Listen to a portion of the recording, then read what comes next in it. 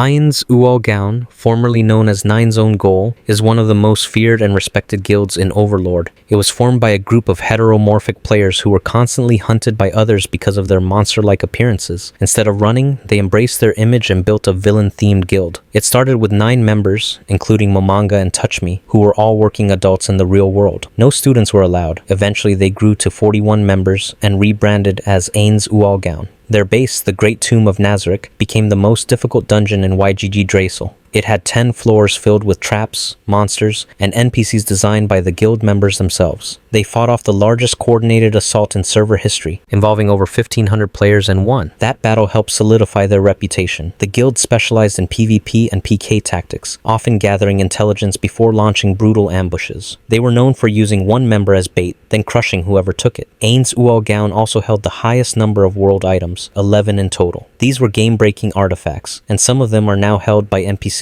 like Albedo, Mare, and Shaltir. One of their biggest losses was a rare mine that generated prismatic ores. An enemy guild used a world item to lock them out and stole it. When Ains U Gown tried to reclaim it, half their members were killed and lost valuable loot due to game penalties. Over time, many members left the game. By the time YGG Dracel was shutting down, only Momanga remained. He spent his final hours sitting on the throne of kings inside Nazarick. Then, something strange happened. He didn't log out. He stayed in the world as his character Ainz, and brought Nazarick with him into a new reality. Since then, Ainz has used the guild's name as his own identity. He's continued to act in ways that honor the vision and pride of Ains U Gown. In later arcs, he recalls memories of his guildmates while building his new kingdom. He even created golems modeled after them, and stores their items in a mausoleum. Even though only 27 of the original 41 were high-level players during the Tomb's conquest, all 41 are treated as legends. Their flags still fly on the 10th floor. The NPCs they created call them the Supreme Beings, viewing them as gods. The Dragon Lords are basically dragons that have either become ancient through age, have unique powers, or can use something called wild magic. Back in the day, there was even an entire era named after them, the Age of the Dragon Lords, because they ruled the world using wild magic. But things changed when players from YGG Dracel showed up. These players introduced a new kind of magic called tier magic, which messed up the natural wild magic and made it hard for dragons to use their old powers. This shift really hit the Dragon Lords hard, and they started to lose their place at the top. The first group of players, called the 6 Great Gods, didn't fight the Dragon Lords directly, but their followers, the Slane Theocracy, started hunting non-humans, including dragons. Things got worse when the 8 Greed Kings arrived. They were also players, but unlike the 6 Great Gods, these guys wanted to dominate everything. A massive war broke out between them and the Dragon Lords. The dragons lost badly, and most were wiped out. After that, the Greed Kings fell apart, and a Dragon Lord named Sindorcus Vishan, also known as the Platinum Dragon Lord, took over their old base and started guarding their crazy powerful magic items. As time passed, most Dragon Lords went into hiding.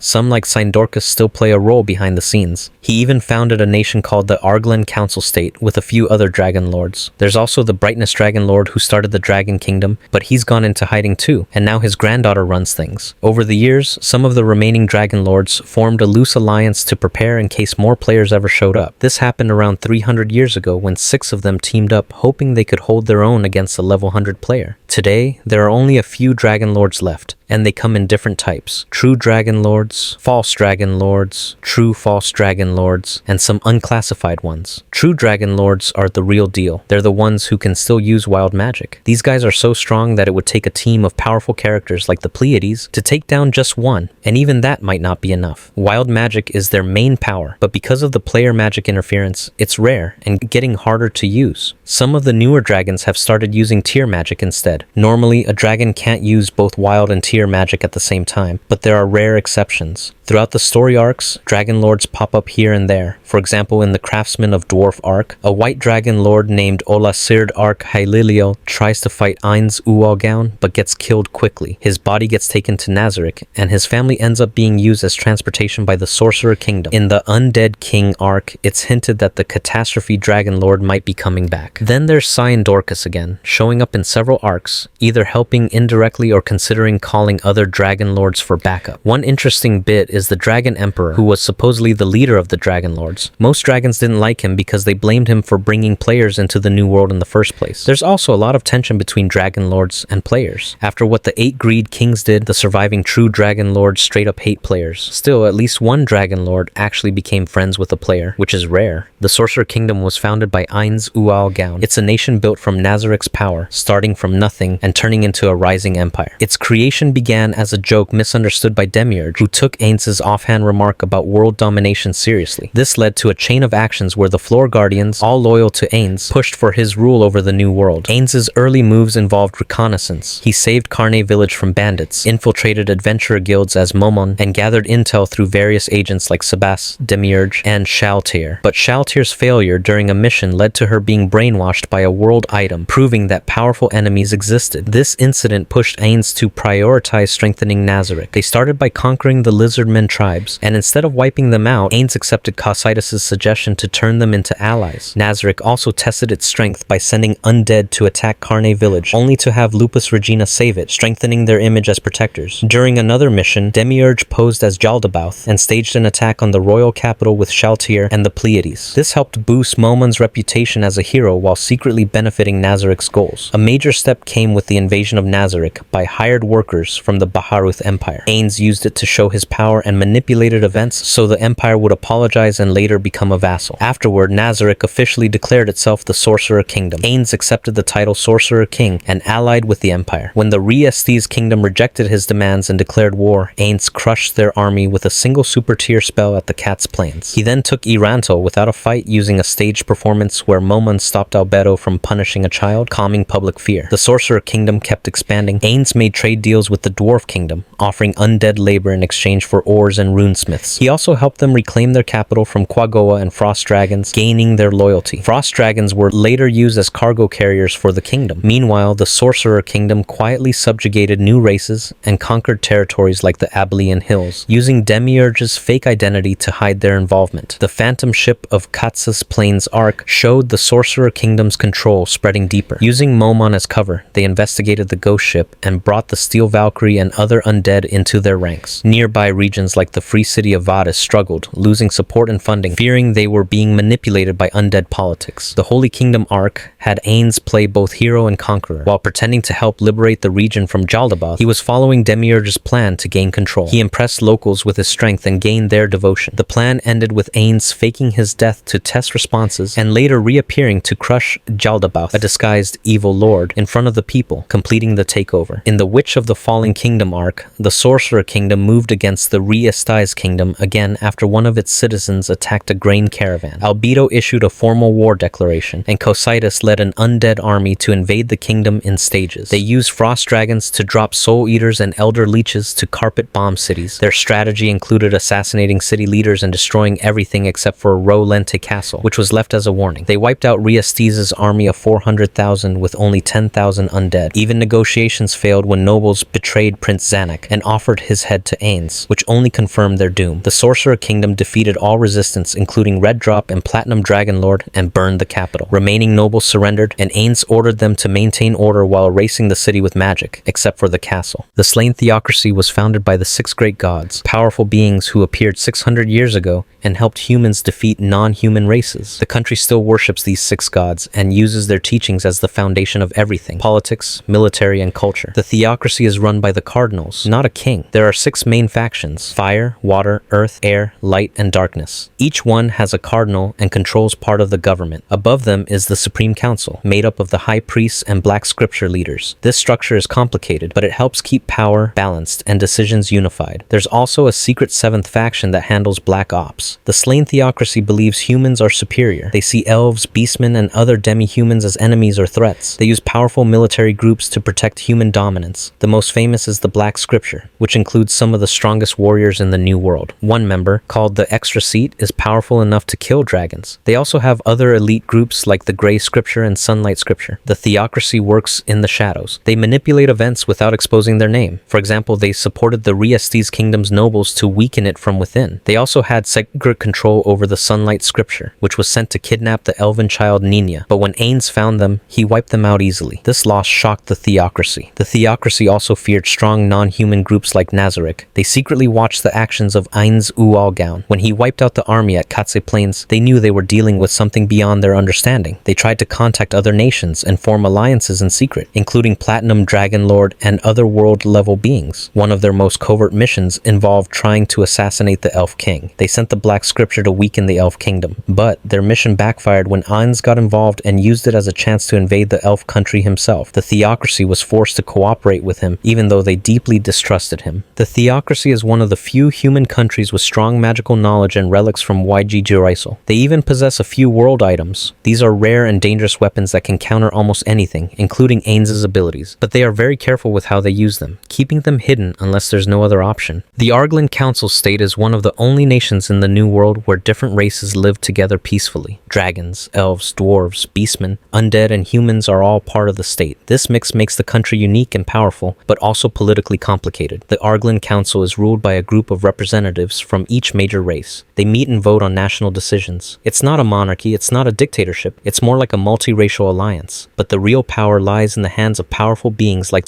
Dorcas Vasion, who watches over the country in secret. Dorcas is one of the strongest beings in the New World. He's a dragon lord, the son of the Dragon Emperor, and wears full floating armor when interacting with others. He also uses the armor to hide his identity and act behind the scenes. He hates undead, especially strong ones like Ainz. He's one of the few beings who understands just how dangerous Nazarick is. He's also one of the few who can counter world items. The council state stays out of most wars, but it's not weak. Their military is made up of mixed race legions with strong magic, flight units, and rare species like dragonoids. Their real strength, though, is their alliances and knowledge. They have connections with other strong figures like the Slane Theocracy and might be part of secret anti-Nazarick planning. When Ainz rose to power and crushed the Riestes Kingdom, the Arglin Council state took notice. Dorcas especially became active. He feared that Nazarick might be a group of players, like the ones from 600 years ago. He wants to test Ainz, but avoids direct combat. He once sent adventurers using floating armor similar to his own to test Nazarick's power. The council state is rich in magical research and old relics. Many races there still keep knowledge from the past, and that includes lore from the Age of the Gods. This makes the country a treasure chest of information, which is rare in the New World. Their mages are highly educated, and their technology is ahead of most human countries. The problem with the Arglin Council state is trust. Races don't always get along. Some want power, some want safety, some just want to be left alone. The council exists to manage this, but it's always on edge. If Nazarick attacks, some members might side with Ainz to survive. If you like this video, turn on the notification bell and subscribe for more.